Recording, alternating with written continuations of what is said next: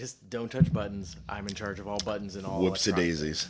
Although I did like how there's one episode where I'm like, dude, is everything working okay? And you're like, yeah, just trust the process. And then it didn't work that time. One of the cameras cut out. Yeah.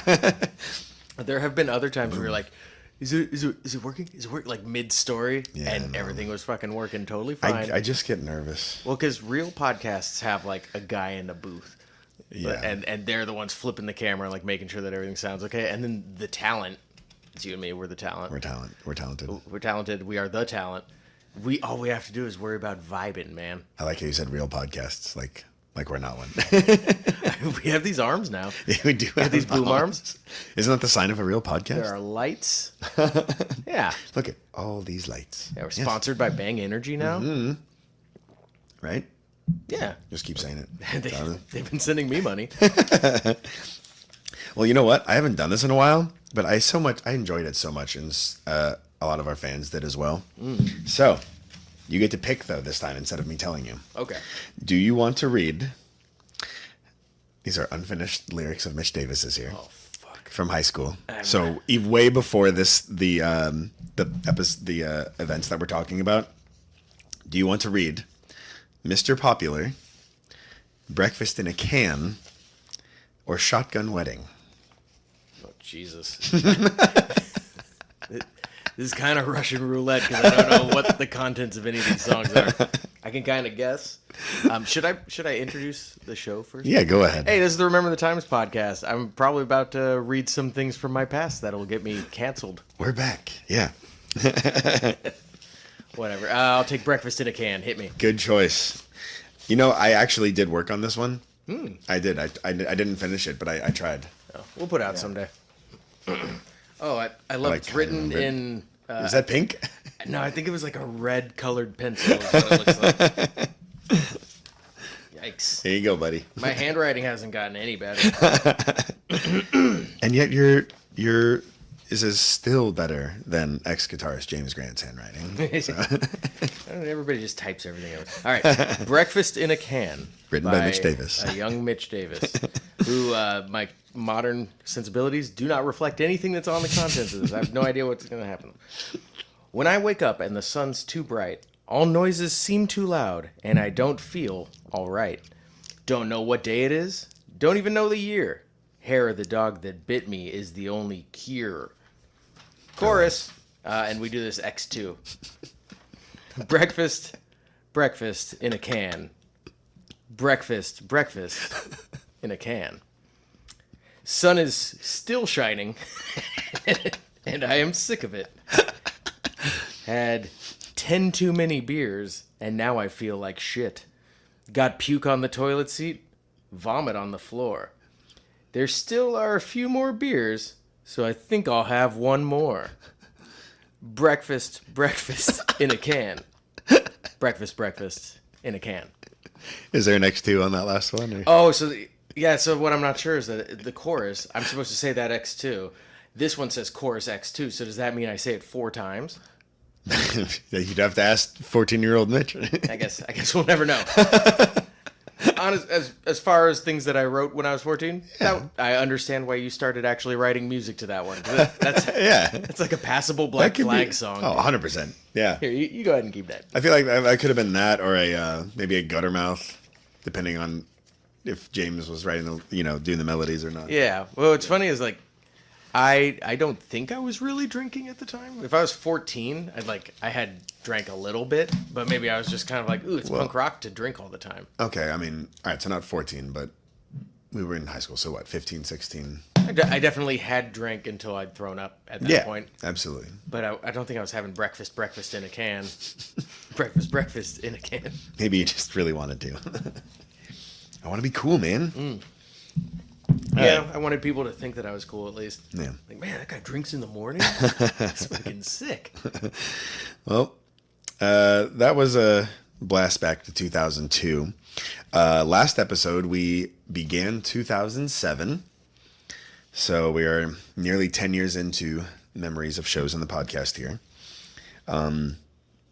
Actually, so we just passed the 100th show in the podcast, and I just passed my 2000th show overall. So there's a lot more podcasts to go. There's a lot more podcasts, depending on if it's still interesting at that point. I don't know. Maybe it could be really boring now. Who knows?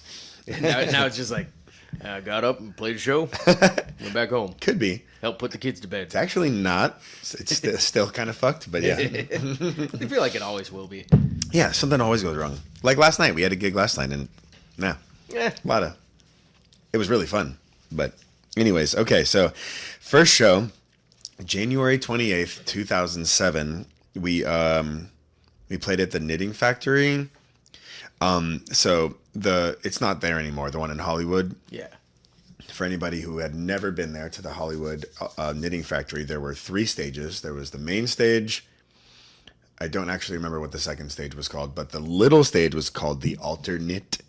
Get it? Such a great name for a tertiary stage. This was the only time that we played in there, so like it sticks out in my head only for that reason that we like were actually playing the tiny room.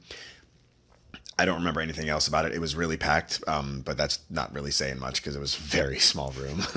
So it was packed with just the bands. Yeah, there was like 30 people there probably, and like Sweet. That's like wall to wall in that tiny one. Do you remember that stage at all? I remember playing the Knitting Factory, and we played every other any stage. It could have been a completely different show, but I don't remember this one specifically. Yeah, same. Show. So that was our second and final show in January. We are now at February 5th, 2007. We played at my school, Musicians Institute. Remember that? I have no recollection of ever stepping foot on that campus. Well, you did. Cool. There's a picture of it Hey, on the Facebook, so I'll post it on our stuff, social media. I have a really weird feeling that I actually didn't get us that show, and I don't know why, but I kind of don't know if I did. Was it Chris? Was he going there by then? He wasn't at that point. Okay. But I do remember I was just excited to get. It was like one of the smaller stages, but prior to that, like very recently, Atreyu had come to do like a set and Q&A. You couldn't go, unfortunately.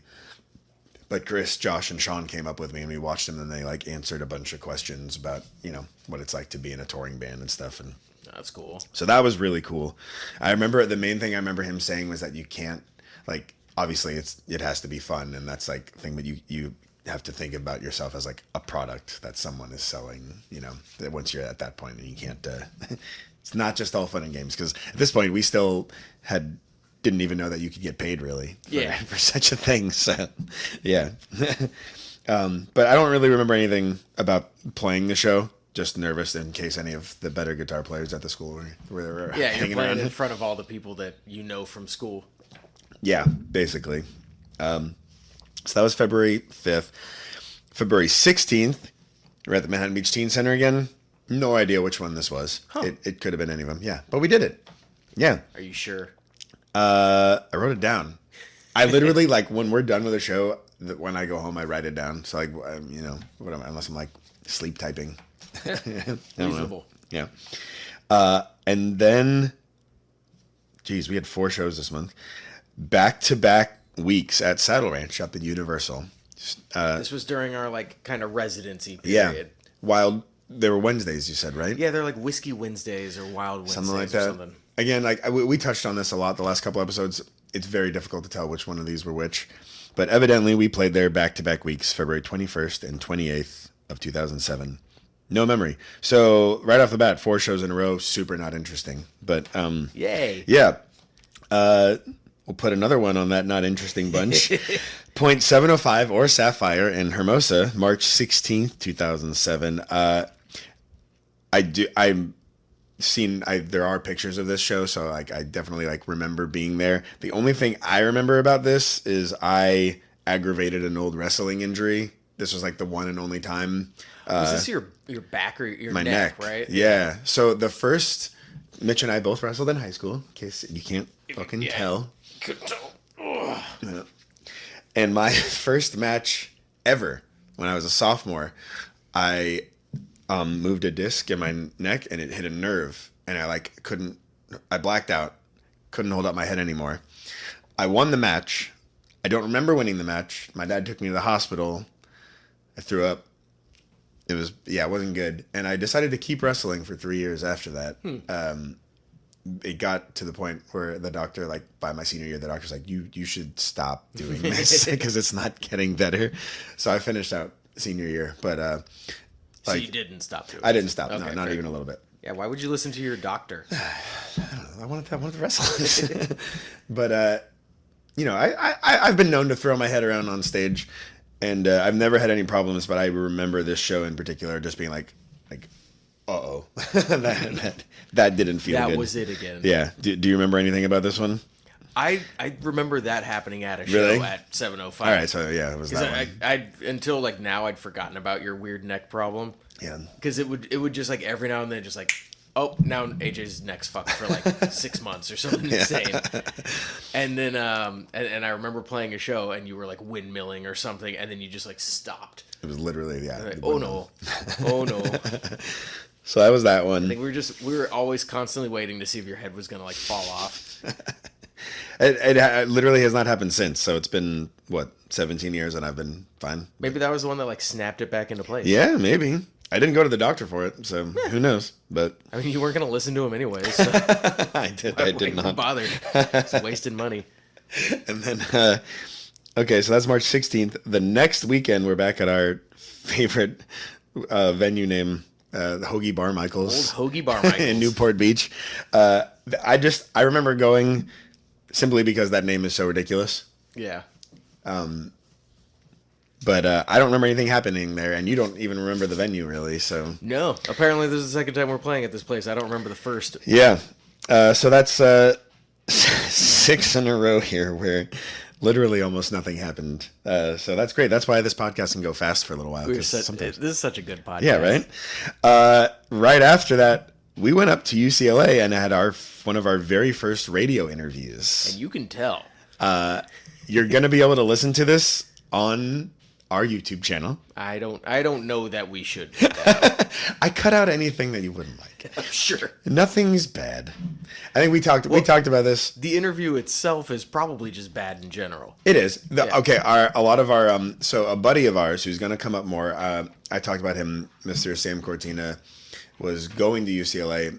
Josh and I flew out to New York to see AFI with him, if you want to listen back to that episode. Can't remember which one it was. But he was going to UCLA. He was doing a radio show, and he asked us out, and it was a very long interview, and neither of us had really any experience, so it wasn't good. But our friends did call in a bunch and say a bunch of ridiculous things. Mm-hmm. So we made the mistake of telling our friends that it was happening. Yeah, that made it funny. I think one of them challenged us to a Hell in a Cell wrestling match on it and stuff. But yeah, it's up there in case you want to hear a really boring interview. Yeah, I'm going to be honest. I cannot recommend it. Well, see, when I was talking to you about finding it, I said to your wife too, I was like, you know what? Like, honestly, if anybody actually does get in trouble for this podcast, like you and I are doing pretty well from the podcast at this point. Like, no one cares. No one cares. Yeah. So we're good. You told me about the radio interview, and it's been up on our channel for a little bit before you actually like set it live. Like it was unlisted, so we can look at it. And I couldn't even listen to it. I pressed play on it. I was just like, all right, it exists. I want to say, I think it's pretty interesting to hear like some of the things we said at that point, like because we had never toured. All we had done was like just hometown shows, and it was weird where our mind was at. And good segue into the final show of it.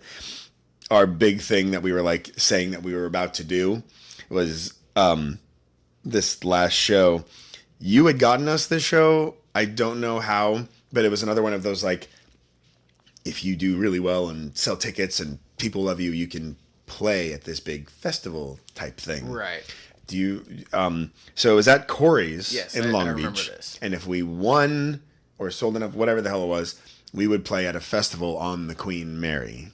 I do remember this very, very distinctly. Yeah. Do you remember how you got us this show?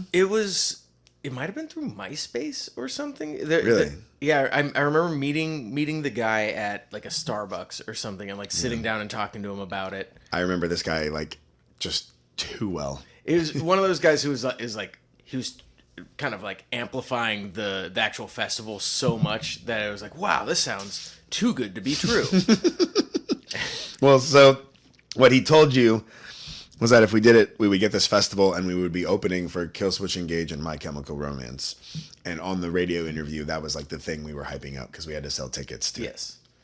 You and I drove all over Long Beach and the South Bay selling tickets. Like we definitely pulled out all the stops.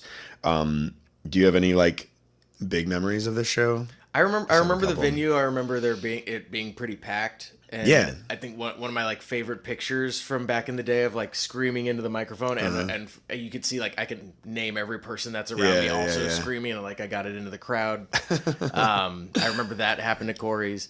It was in Long Beach, so it was where I was going to college. I remember a bunch of like my fraternity brothers came and like girls that I knew from classes and stuff. Like every single person I talked to, I was just like, "Hey, we're playing Corey's. Like it's a really big show. If we sell enough, then we're gonna open for Killswitch Engage and My Chemical Romance. It's gonna be sick."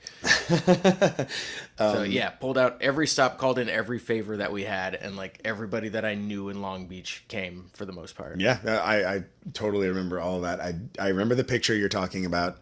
Two more wonderful pictures that came out of that. For some reason, Josh decided to wear a camouflage bandana at the show. Yeah, because why wouldn't you, Josh the Wash? You out of your mind. Adding it to the mystique. Hey, this is a really big important show. Like, I gotta pull out some weird shit.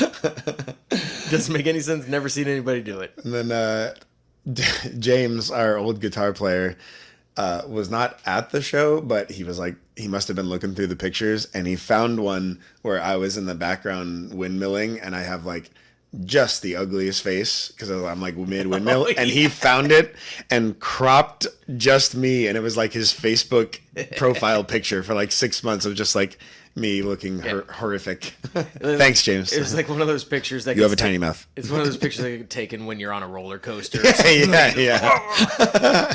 Looks like I just got punched. Yeah, it looks bad. The main thing, besides all that, am I wrong? I swear we went on like 3 hours late. Like it was very, very not put together that well. Does sound right. Like I swear we didn't go until like 12. Because Corey's, it's spelled KHOU for some reason. But I remember that place. It was every time I'd been there before or after, it was like a full blown club. Like it was like a nightclub spot. And for some reason, they just, like I remember thinking it was really weird that this show was going to happen there because I'd been to parties there and it was always like a DJ and everybody just grinding. Yeah. And then after that show, I went back there for another thing and it was like back to like fog machines and DJs and stuff. Well, I think they had set up like multiple stages in there because the festival with the giant headliners was one of those like 100 bands, 11 stages, is gonna be sick. It was a great first indicator of what was gonna happen at the festival. Of like oh, very excited. This is how we're running things. Yeah, huh? But we made it. Yeah, we got the call. We made it to the Queen Mary, so you're gonna find out about that in later episodes. But about how we opened up for Killswitch Engage and My Chemical Romance. 100%, you're gonna hear about that. Yeah, and we're still best friends with all of them to this day. I'm on a first name basis with the singer Howie. Yeah. Well, yeah, obviously. Okay. So that was where our minds were at. Do you remember Kim? From MySpace? Yeah. I do. I remember that was mostly a situation that you were involved in. And so I don't want to speak out of turn. Sure. Okay. Well, we're only going to talk about the beginning of this here because this is like, this is weird.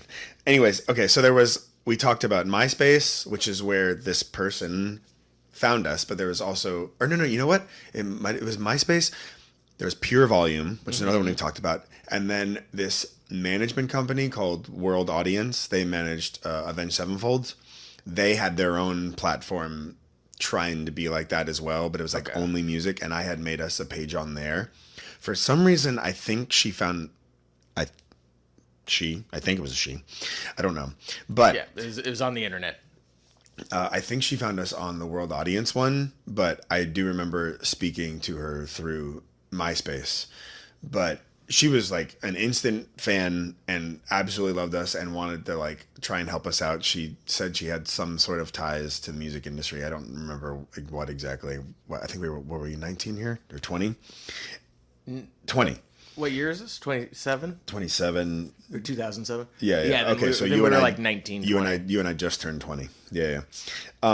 So she was like, she just loved us, but the reason why I say I don't know is because it was one of those MySpace pages that the picture is not of you. It's just a whatever. Yeah, it a was cartoon or something. Yeah, it was some sort of image found So online. it was mostly me, but you handled the MySpace a little bit too. But so Yeah. we were Yeah, speaking. I definitely talked to them. We were speaking to Kim, whoever this person was, lived in Canada.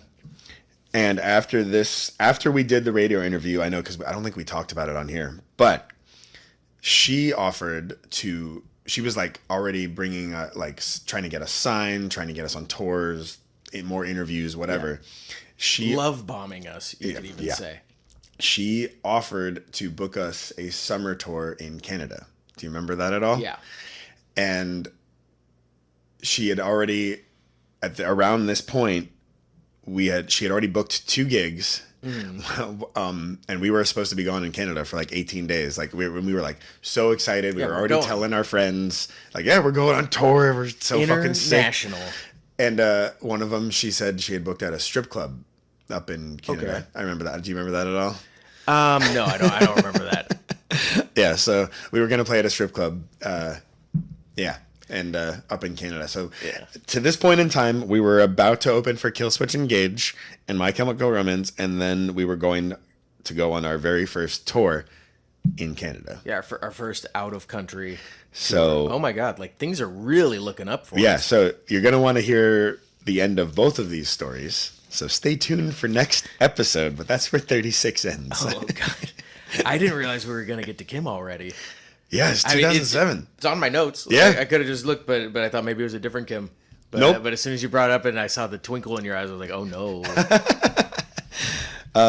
Both of, I would say Corey's and the Kim thing both have very interesting endings to this. So and what's weird is that they happen completely separate from each other. Right? Yeah. Like they had nothing to do with each other, but they both fantastic, spectacularly.